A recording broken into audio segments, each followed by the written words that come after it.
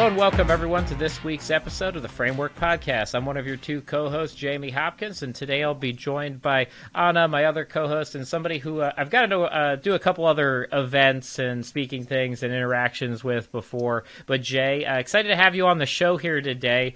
Before we even started recording, we got some interesting things that we'll probably bring back up here. So we might, as I said, you brought up, we might be the only three people in the entire world that haven't listened to anything from Hamilton or seen it. So that's our fun fact here to start off for the day. We're saving it. We're saving it for when the moment is right and we can really, really bathe in the glory of it. Exactly. Jamie, Anna, fantastic to be here. Thank you. And Jay, what's the 30 seconds of who you are and what you do? Well, obviously, we'll dive into that. But for those of you that are listening that haven't heard of Jay and Ethic, what is it that you do? And that kind of 30-second elevator doors about the open and close. Who are you? Well, the pressure is on. Jay Lipman, co-founder and president of Ethic Investing. We are a sustainable asset manager that partners with advisors to help them to really figure out what it is that their clients are trying to figure out around sustainability and sustainable investing, and then build portfolios that align with the priorities that come out of that conversation, right? Whether it's climate, human rights, governance, like we're the partner to the advisors to help navigate them through that conversation and build the portfolios on the other side. So this is a fun week. I'm getting to do, or Anna and I are getting to do a handful of these interviews all about kind of sustainable investing. And I'll probably learn more this week than I have in the rest of my life about it. One of the fun questions we like to start off here with is unrelated to that. But as I was thinking through it, I was like, there's probably a lot of good ties to it, too. And I wonder if somebody's... I guess there's some organizations that do it out on that world too, but we always ask people about food. And so what's the first thing that comes to mind to you for food? And has the sustainable investing mindset that you've developed as a follow-up question, has that infiltrated your food choices yet, right? Because obviously there's a lot of sustainable food issues going on too nowadays. So, taking the fun away immediately that you can only eat sustainable food that you grow.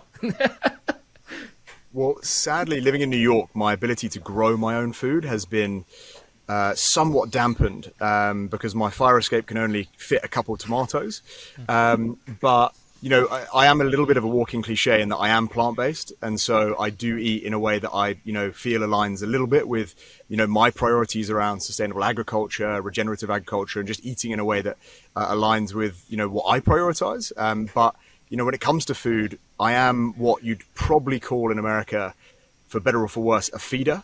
I actually just love to feed people. I love to bring people together. I love to, bring people together over food. And, again, for better or for worse, the team is not always a fan of that because I do actually buy a fresh loaf of bread every morning down at the bakery downstairs in Tribeca and cut it up for the team, which, again, they love me for it, but they also hate me for it because it is very good bread. But again, just the ability to have everyone sharing a little bit of breakfast, having a bit of a chit chat in the morning and coming together over some delicious food is something that really matters to me personally. And I do personally and professionally, but also has become a big part of the culture here at Ethic. I like that. Do you actually have tomato plants on your fire escape? Not right now because it's January, Oh, yeah. But I, admittedly, I do actually have, and this is actually true, I do grow red chilies on my fire escape. But if anyone from the local council asks, I grow nothing on my fire escape because it's not technically street legal. But, I hide the chilies and they're pretty delicious. So let's hope they're not listening to this episode then. No, well, anyone could have put them there. There's very little evidence that you see them there sometimes, but I have no idea how they got there. Well, they're the naturally occurring southern Manhattan red chili pepper that grows naturally on the side of an apartment building. Yeah, the pigeons carry the seeds, and when they drop them, they grow on fire escapes. So it makes nature. sense. It's nature. The wonders of biodiversity. It's healing. Nature is healing. So Jay, I love that because my mom is also a feeder and bread. She makes her own homemade bread, which is so delicious. And sometimes I try to stay off bread, but then she comes into town and just makes all kinds of loaves of bread. And then I have to eat them all. I can't just let them go to waste, right? It's only polite. It's only polite. It's only polite. As being from Europe, and spending, being fortunate enough to spend time in a little bit of time in France and Italy, it's not a bad thing, right? If it's good bread, if it's, made with honestly love and quality ingredients, it's not something that should be avoided. And it should be something that can so easily bring everyone together with a little bit of butter, plant-based butter, obviously, but a little bit of jam as well. Love that. So do you tell us about your first money memory? Yes. Looking back, it's a really good question because thinking about this does bring up some old memories. I used to be obsessed and quite nerdy with coins, and I feel like back home in England we have, and this is going to sound like the nerdiest statement in history, but we have really cool coins, like our 1 pence, our 2 pence, our 50 pence, our £2 coin. They've got some gravitas to them, they've got some weight. And as a kid, I used to be obsessed with the fact that these things were, honestly, especially pennies, were just so inexpensive and people didn't care about them. And what I realized was that I used to collect them. And I remember my first money memory being that my parents told me that I'd actually, through the process of collecting 1 and 2 pence coins, saved £20. And I remember my brother being furious as to why he didn't have £20, and them saying, well, your little brother's just saved pennies for 2 years and that's why he has a £20 note now. And so that's always stuck in my head. And I remember the shoebox, the black and white shoebox that I used to keep them in. It was incredibly heavy, filled with them. But yeah, it's just always kind of stuck with me. I'm a big fan of coins, and sometimes I get onto this tirade about, so like the dollar, I forget what it is, but so this is not probably the accurate statement, but it's something like 8 years, or it's a fairly short period of time that a paper dollar bill remains in circulation. And it's a credible amount of waste, right? And I think coins are like 30 years on average, right? So this time and energy spent in them, you get one that's a very sustainable, currency, and the other one is essentially being wasted fairly quickly. And I found that very frustrating. And then also you get into the fact that like the penny and the nickel have passed over, where it takes more, like where you said, like, it seems weird that this is inexpensive to get this. And it's true, right? Like a penny now costs more to create it than it's worth. And I believe the nickel got close to it. At one point it went over, but I think they've changed the, makeup inside of the nickel now to make it cheaper metal so it doesn't cost as much. But yeah, both of those points are, kind of side tangents from where you start. So what did you use that £20 note for? So that's we usually follow up with that one, the spending question. However, I will call Anna out for the last episode. We did jump a question here last episode, just so she knows. Yeah, he couldn't let one slide, Jay. That's how he is. I'll respect it. Diligent. A financial podcast, so we've got to be diligent and specific. So what do I use it for? Actually, if you were to ask me my second money memory, it was actually that we went on a holiday, I remember really clearly, to America for the first time. And I was 7 or 8 years old, and I love candy. I love candy. And our candy in England is relatively boring compared to your candy in America. And I remember going and tasting a warhead. And I'm not sure if you're familiar with what a warhead is, but it is the most sour, little explosion of flavor. And I ended up buying as many bags as I could and then taking them home to the, the recess, or we used to call it, the school break. And I sold them for £1 each. Again, wasn't licensed business, so we won't talk about it officially, but that was, one of my first memories of actually taking that money I'd saved and using it to go and make a little bit more money. Yeah, the back taxes on that now are pretty substantial, It was almost all gain too, right? That, warheads. Did you do like the warhead challenge? Because it probably didn't exist over there, but so here kids would see how many warheads they could shove in their mouth at one time because of how sour they were. So that was a thing. When you're netting 99 pence per warhead, you're not messing around with the warhead challenge, right? That's all money in my pocket that's being wasted. And the 7-year-old Jay would not have let that go to waste. So no, I didn't do it.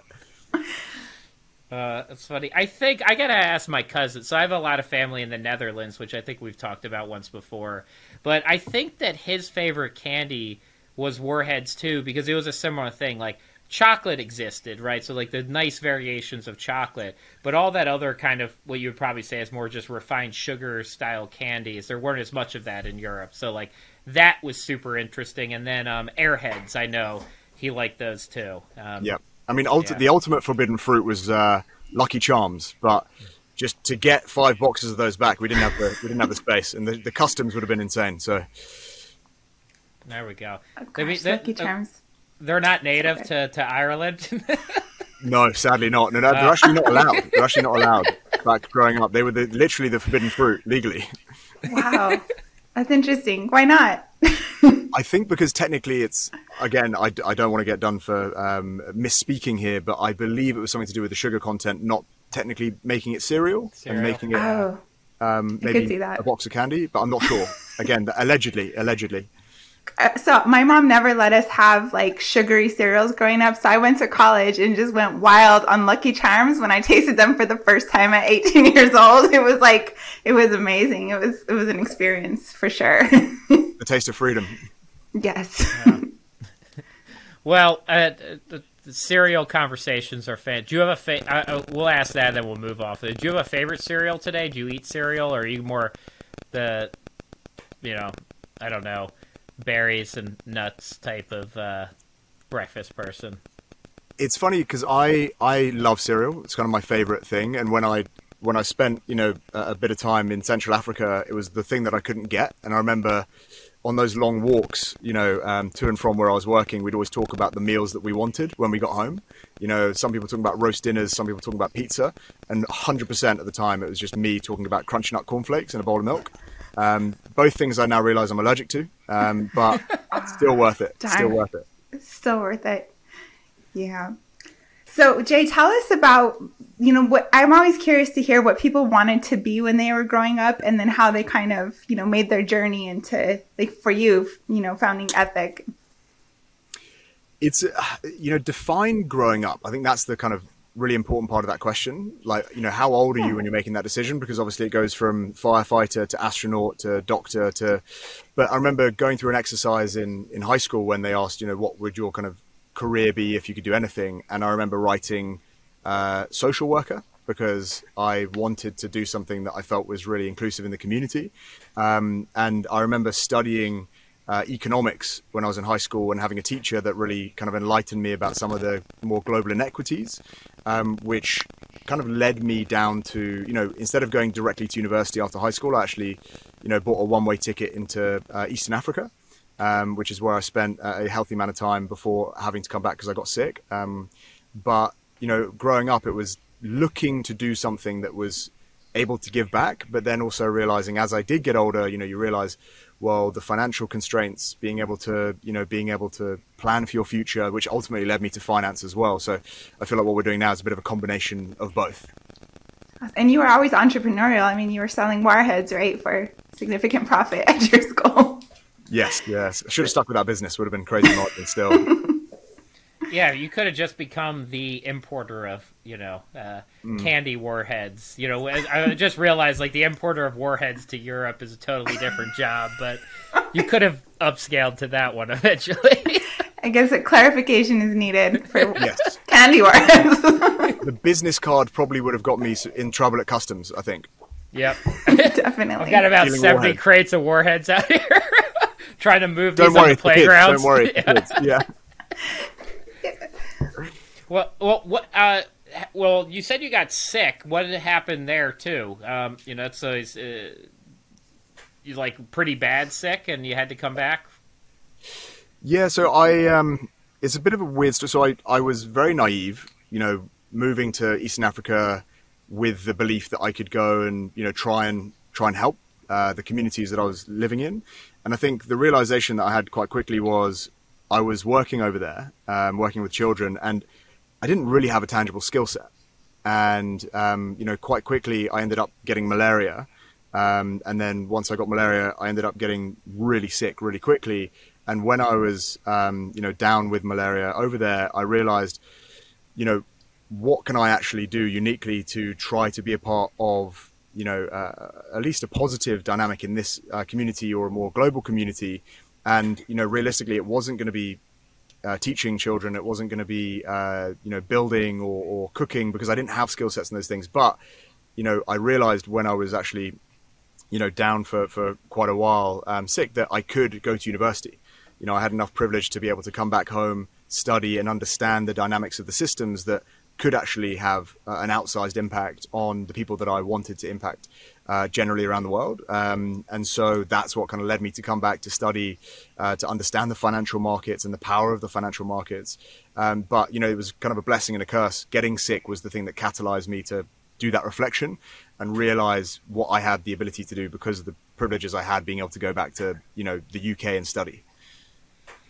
And so when you were studying at that point, as you said, kind of learning the powers of the markets, the systems that exist, like, had you had a notion of sustainable investing and ESG and that side of the world, or just the power of, I guess, you know, investments on a positive side of change? Or when did you kind of run into that aspect of the financial world?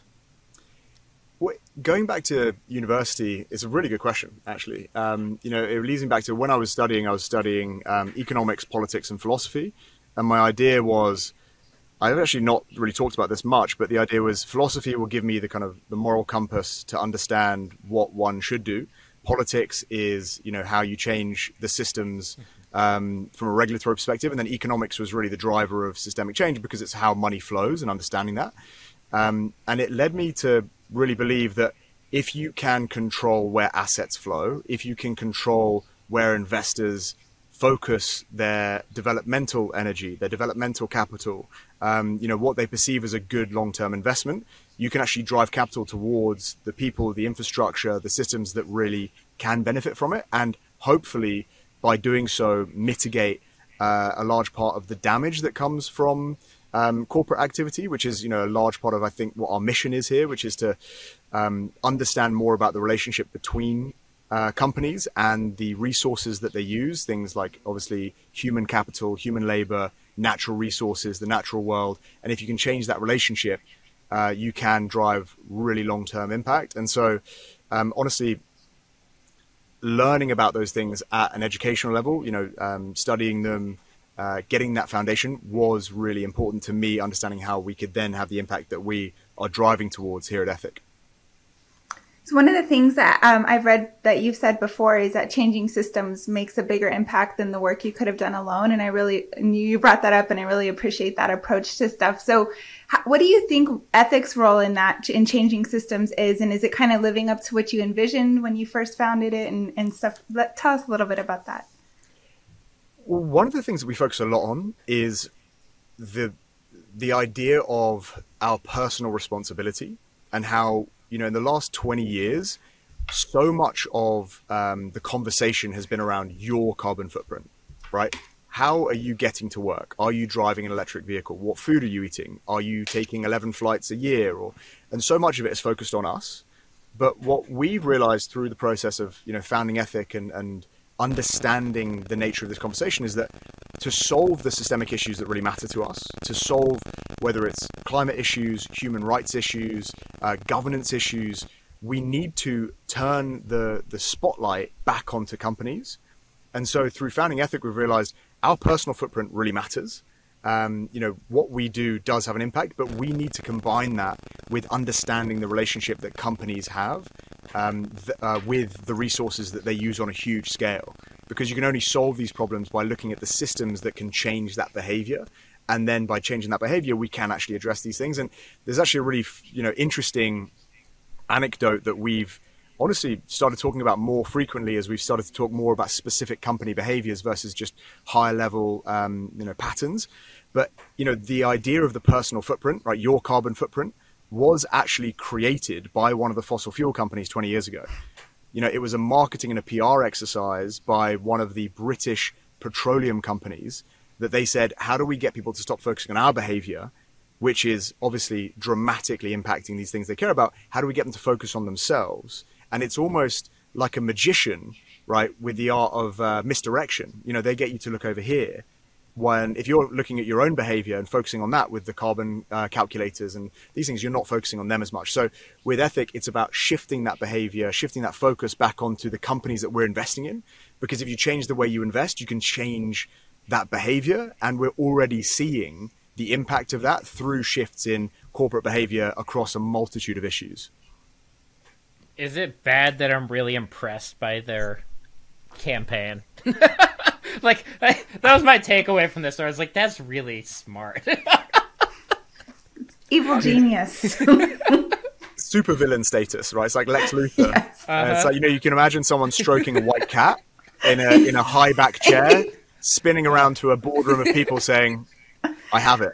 I have the plan. And it's worked, right? And, the thing is that there's a limited amount of time that we have to solve the problems that we need to solve to make sure that our kids, theoretical children in my case, but that our kids have an ability to share the planet that we've had, and that these are the kinds of things we need to be more timely with. And if it is just the case of giving investors more transparency about how the companies in their portfolio are acting and then letting them reflect that, it's actually what we believe to be a pretty easy shift that has an outsized impact. So how did you end up with Ethic kind of focusing on the side of sustainable investing that you ended up on, right? Like, you do have tools for advisors and, and investors, but I always am interested on that because there's obviously 1,000 different ways to approach this, right? And you guys picked a particular avenue. And so how did you end up with that kind of business decision that this is the right way for us to approach it? Well, the first conversation we had was like, how do we actually drive the most impact? Because early on in the business, right, we are an intermediary driven business. We work essentially exclusively through advisors, and they're our partners, and our clients, who are our advisors, help their clients to build these portfolios and understand more about their values. The reason that we wanted to go that route was that, number one, it reflected our experience, right? We have institutional backgrounds from our individual experiences as founders, having built investment products and technology for sophisticated investors in the past. And we wanted to be able to bring that expertise over to continue to work with sophisticated investors. And the reason for that was that if you can work with what we believe to be the most sophisticated investors to start, ultra high net worth families, institutional clients, then you can mainstream those products in the future. But we also, we didn't necessarily want to go directly to the end consumer to start because, working with advisors has been part of kind of our DNA in our previous lives and today. And so what we realized so early on was a lot of clients were asking about this conversation and have been doing so for years. And there are actually sustainable investment vehicles, even predating Ethic, that are great. Right? We believe that what we're doing is obviously really advanced, and our clients, seem to love it. But what was missing was really that confidence for advisors to have the conversation with a client and say, look, I actually understand that you care about climate, you care about deforestation, you own a ranch, you care about conservation of the land, right? You care about children's education because you're on the PTA board. Let's build a portfolio that reflects that. So that confidence was something that we wanted to focus on. So we do build investments, but also technology that helps the advisors to have that conversation confidently and then reflect it in a portfolio that really does engage with the client around the things that they prioritize. Obviously, I think I've been through three, where I've sat through, demos / presentations now. And I'll tell you, I mean, I think I've told you before, but I've always been very impressed by the way that you've laid it out, in the sense that, what you just explained, somebody comes in and says, I care about these things, and that you're then able to essentially design a custom portfolio for a person, right, as it relates to that care factors or those values that they have. And to me, that's just a really interesting experience that I don't think very many investors have ever, I used experience twice, but right, they've never had that experience. And I think to me that's a really interesting thing, because it's like custom. It really feels truly custom to your experience. And I know that that's like, if you read Jeff Bezos talk about, right, that pinnacle of customer service, it's all about how do you create that individual customized experience at scale. And like every single time they talk, it's always about that. And I thought that's really interesting because it's to some degree what you've been able to demonstrate from my view there. It's really cool. Thank you. I mean, it does mean a lot coming from you. I think because you have such a unique eye on the industry and you get to see how different people are approaching it, because there are people doing this in incredible ways across the space. And we try to support everyone that is doing it, because if you're building sustainable investments, you probably, are on the same mission as us. I think that one of the things that we've been able to do for advisors that has been successful is having this conversation in a non-judgmental way, saying, look, you don't need to be a climate activist. You don't need to be vegan. You don't need to be doing anything to invest sustainably. It's about not necessarily specific issues. It's about values, right? So let's say a lot of our clients have children, and a lot of them sit on the PTA board, and a lot of them want to provide educational opportunities to their children, but also children more broadly. And so they may prioritize education.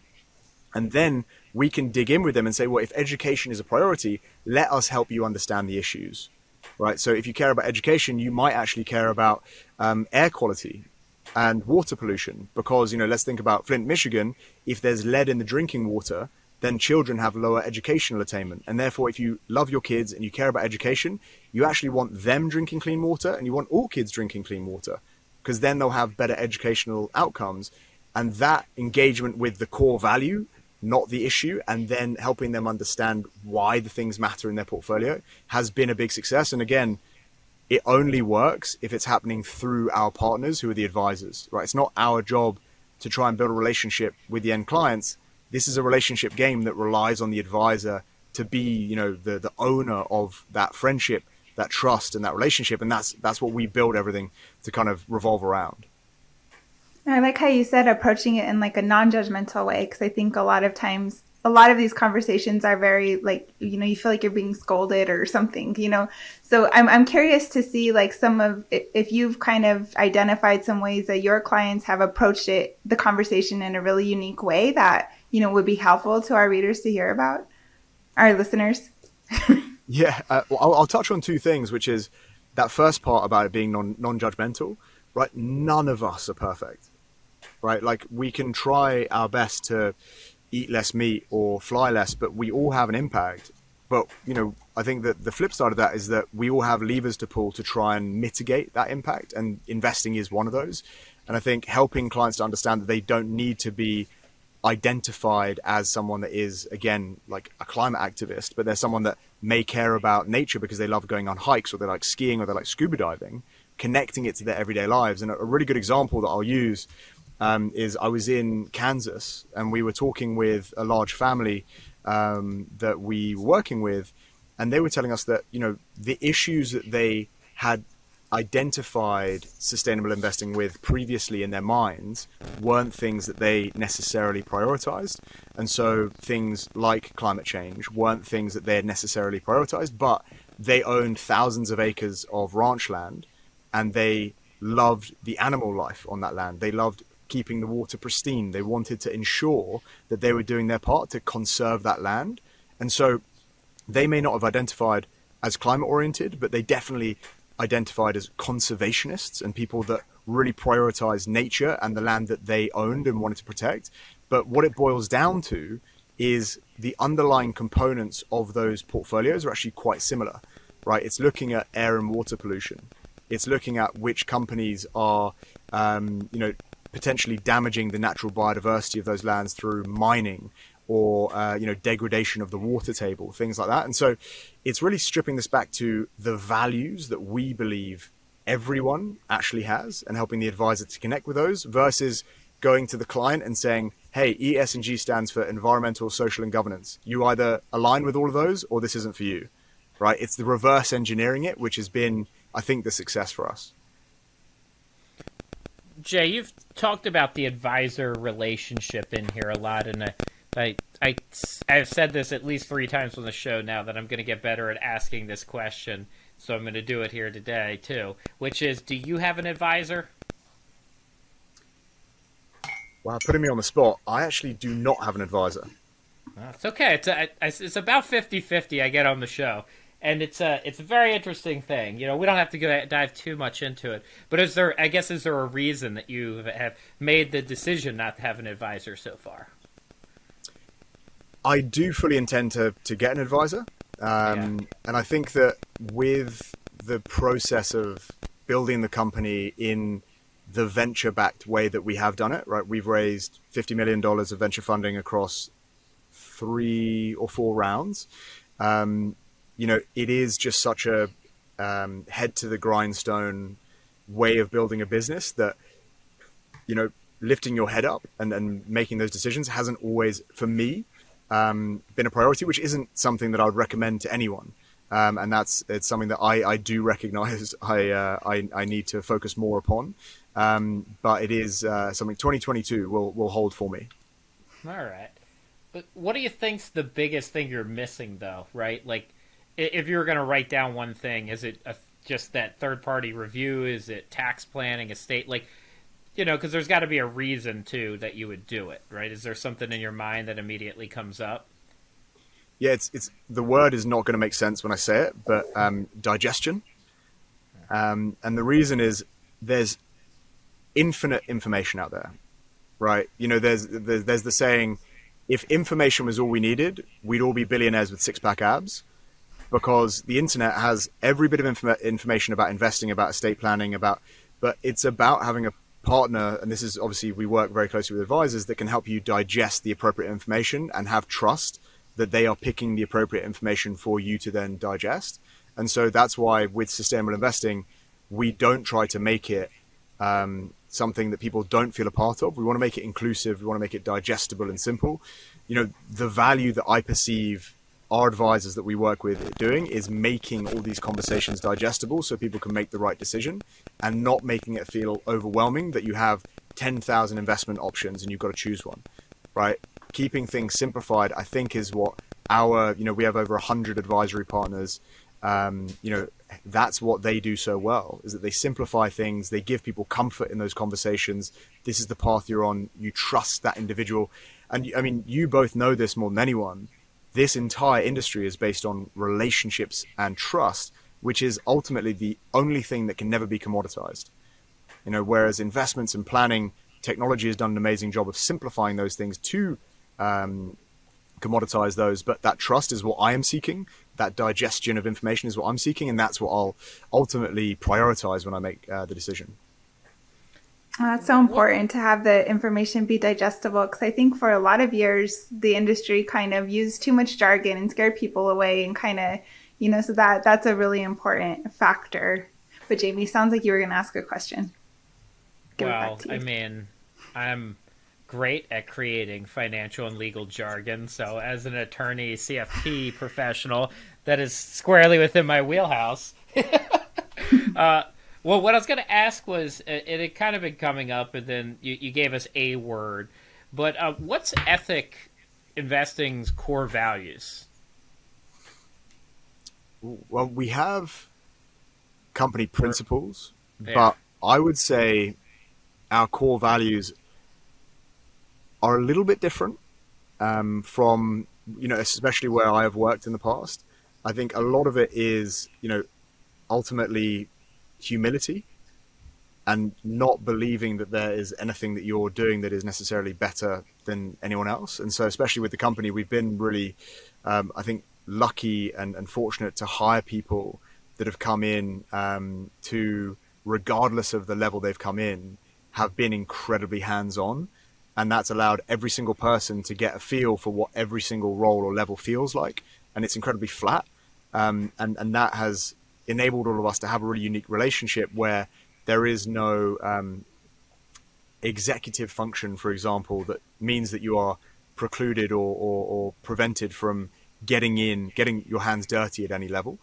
And then I also think transparency, right? Transparency through the technology that we provide.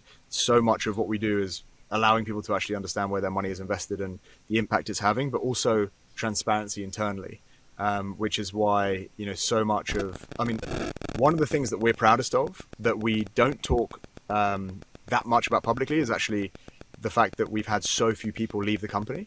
Our attrition rate has been incredibly low. And I think that so much of that is because of the transparency and the relationship that we have internally about where we're going, what our mission is, our values, the decisions that we make that align with those values that aren't always decisions that people would necessarily assume you'd make, like, not accepting certain capital from certain investors on the venture side because they're not, where we believe the values are aligned, and things like that have really allowed us to build such a low attrition rate and I believe a happy team, and the bread, and a lot of bread. Yeah, we need more bread, Jamie at Carson. Work that in somehow. Your mum can mail it in. Yeah, my mom will hook us up, so I'm gonna get us some bread. But Jay, I'm always interested, like when it comes to founders and entrepreneurs, like do you have a visionary leader you kind of look up to that kind of you plan this culture out, modeled after, or something like that? Do you have anybody like that? I think that versus looking at a specific individual, what we have always done since the beginning is looked at the approach that certain companies have taken to different industries, and felt that is the framework, obviously framework, the framework that that we can apply. And so the simplest of those models is looking at Tesla and saying they did not want to come to market with an electric car that people bought because it was an electric car, right? They wanted to come to market with a car that was so high performing, that was so efficient, that was such a great drive, and that looked so good that people bought it, and it happened to be electric, right? It happened to have all of these benefits of using sustainable energy, using regenerative energy. And so with sustainable investing, again, we don't believe it needs to be concessionary, right? It's the biggest myth in this industry is that sustainable investing gives up returns. I think that has been demonstrated over the last 10 years to just not be the case. And so we want people to believe that if you are investing in a way that uses more data and more information about the companies in the portfolio, you're ultimately investing in a more intentional, transparent way, and you're mitigating risks. And so you can look at those models, and Tesla has been a model of successfully just building a great car that happens to be electric, that people want because it's a really fun drive and it's a really good looking car. And then there's amazing examples across other different industries, whether it's the brand and design centricity of Apple, right? Obviously, we've been very intentional since the earliest days to focus on simple design that helps us tell a simple story, which was, as an asset manager, we do create quantitatively optimized passive equity portfolios that track indexes. But one of our first hires was a creative director, because we knew that our clients loved the simplicity of our dashboard and the simplicity of our storytelling. And that's what they put in front of clients. Thankfully, the performance has spoken for itself, but again, we're index replication strategies. We're not seeking alpha, we're seeking beta. And so, the design has been a fundamental pillar of that. Apple has done an amazing job of making design and ease of use central to the product, which has then helped with the long-term success. What's kind of one of the big, I guess, headwinds or tailwinds, maybe you could address both, for the sustainable investing ESG world? So if you look out there, what's probably the most encouraging thing you're seeing? And then, I don't know if you say discouraging, but what's one of the challenges that faces here? And I brought up on a different podcast, you see good things happen, and then you see things. I think it was Louisiana, the governor there or whatever, right, came out and said they want ESG and sustainable investing out of their pensions and stuff like that, right, like in the last couple weeks. So you kind of see pushback to certain areas of this too. So, yeah, I guess your thoughts on those two sides of it. I'll give two answers to each of them, right? So the encouraging things are just the numbers speak for themselves, right? I think as of 2021, of every asset that is managed institutionally or institutionally run, there is 30% of it has some form of ESG overlay, right? That's what the latest data says, right? So we would love if we were, spearheading this movement and everyone was following us. But the reality is we're joining a massive movement, right? This is already trillions of dollars that is investing this way. And one of the reasons for that, one of the encouraging reasons, is just an acceptance that not only is this not something that has to be concessionary, this is a mechanism for mitigating or attempting to mitigate risk in your portfolio. Because if you invest in the S&P 500, you're investing based on pretty rudimentary metrics of which companies get into that. If you then look at that S&P 500 and say, I actually want to invest in companies with more transparent leadership, with less corruption, less fraud, better quality of management, more board independence, and then look at things like, are they preparing for a climate that we know is scientifically proven going to change in the next 8 to 15 years? Are they ready for that, right? Are they going to get more lawsuits because they don't have sexual harassment and abuse practices and procedures, and therefore they continue to get lawsuits that cost them money, right? So people and investors are recognizing, regardless of whether they prioritize those issues, they are risks. And if you mitigate risks or try to, statistically, you are going to, we believe, in the long term and in the short term, be more insulated from those, idiosyncratic events, right? And we've seen so many of those idiosyncratic events with plane crashes or data hacks that were actually, in instances, predicted by some of the data.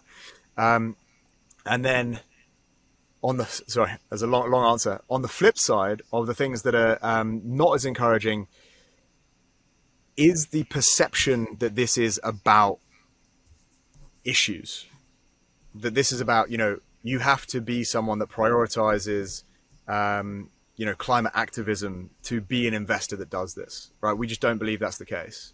And so, there's a reason that we call this intentional investing. Bless you. There's a reason we call this intentional investing. There's a reason we call this full information investing. It's because if you have more data about the companies that are going to be in your portfolio for the rest of your life, like, why would you turn that information down? It's like ignoring medical results. Like, it might not be good news, but at least I want to know. And so I just had blood tests done this morning, so it's definitely on the mind. So that's what I would say is the answers. Okay. I'll pull on one string there a little bit, which is how big, I don't know if there's any data on it. How many people do you think look at the ESG data / sustainable investing world and have a negative view of it, right? In the sense of, oh, isn't everybody doing that? Because then they hear the stories, well, like Exxon's going to be in your portfolio anyway, so what do you really care about it? So, like, there's obviously some of that out there. And is that a hurdle, or is it not really an issue from the way that you look at things? The ESG industry is very big. There's a lot of providers that are now offering it in addition to a lot of their traditional products. I think what you're getting at, and this is an issue that we see a lot and we get asked a lot about, is every product that says it is prioritizing climate change actually being optimized to the level that you believe it needs to be to actually address climate change, right? Well, let's look at two examples, right? Let's look at climate change and let's look at gender equity. Because with climate change, there are strategies that talk about being climate portfolios or low carbon portfolios that have large oil manufacturers or large oil exploration providers, producers in those portfolios. That is something we would perceive to be a greenwashed portfolio, because it's something that is telling you it is doing X, but the reality is when you look under the hood, it is doing Y, right? It's not doing what it says on the tin. That's what we say back in England. I'm not sure if that's an American term as well, or tin can.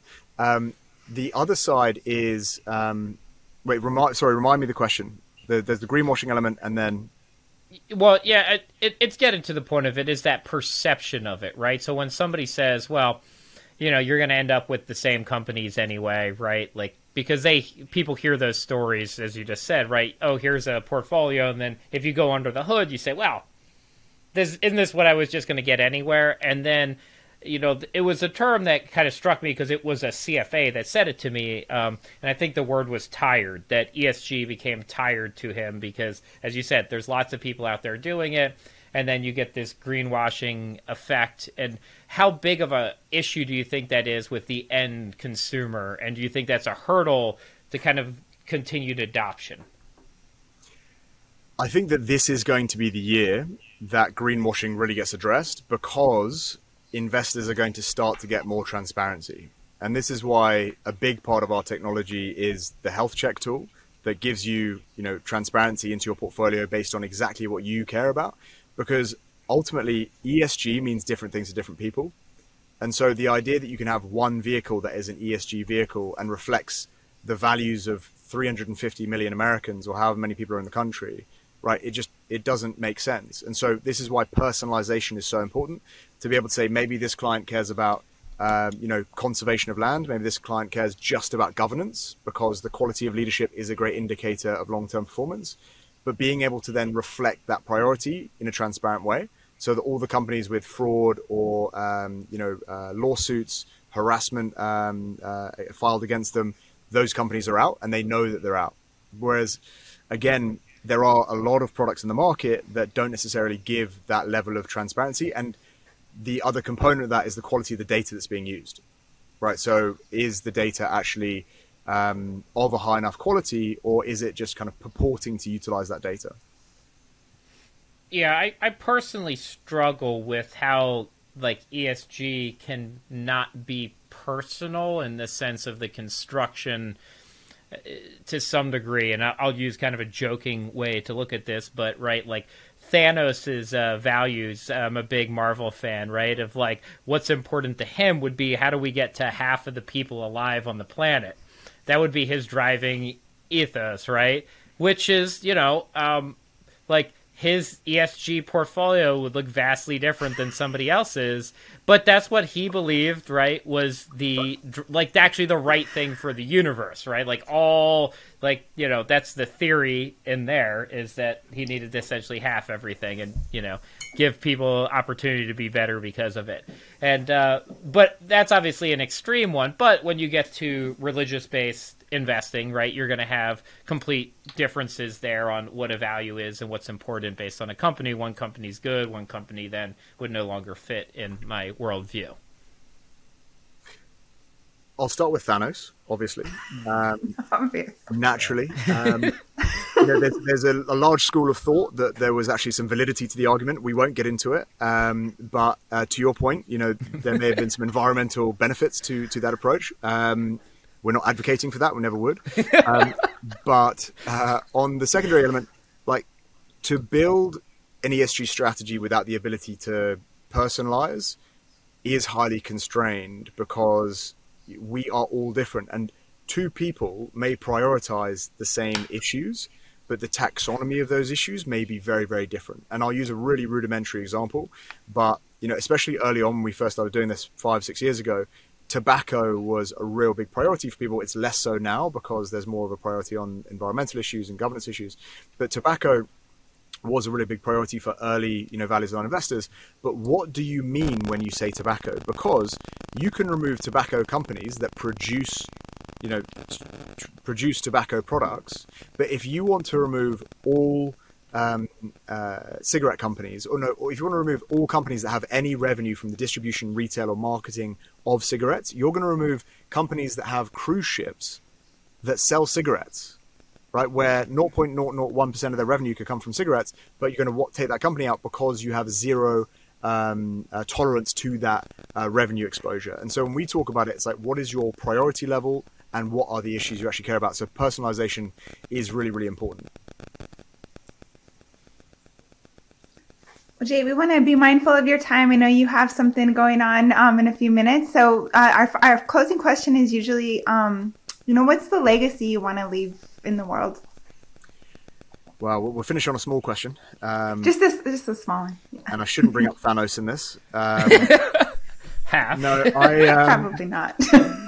I think, honestly, to get more people to turn the light, not completely away from their own behavior, but more towards corporate behavior is how we're actually going to solve these problems.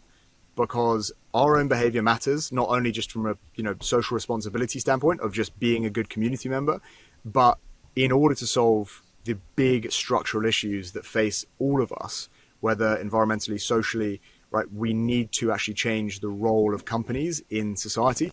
And that does not mean constrain them in massive ways. It just means incentivize them to be better participants in society, to be more conscious of environmental degradation, to be more efficient. Because sustainability in concept is the most profitable idea ever, right? It's using less resources to make the same product, which means that you have more money and you save more. It just costs more up front in some instances, which makes it a barrier in some cases. So just shifting that spotlight, I think, would be something that I'd be really proud to leave behind. I've been it's been a pleasure to be on the pod. It's been wonderful having you, Jay. Thanks for joining us. And Jay, just as we close out, best places for people to follow you, connect with Ethic, any of those plugs here at the end? Yes, I think just going to ethic.com is the best place, and you can sign up for the newsletter. Again, advisors are our core partnership group, so we're working, onboarding new partners all the time, and then going to our website, and we can reach out to you through an information form that we have on the website. Awesome. Well, Anna and Jay, thanks so much for your time here today, and everybody else, thanks for listening to this week's episode of the Framework Podcast.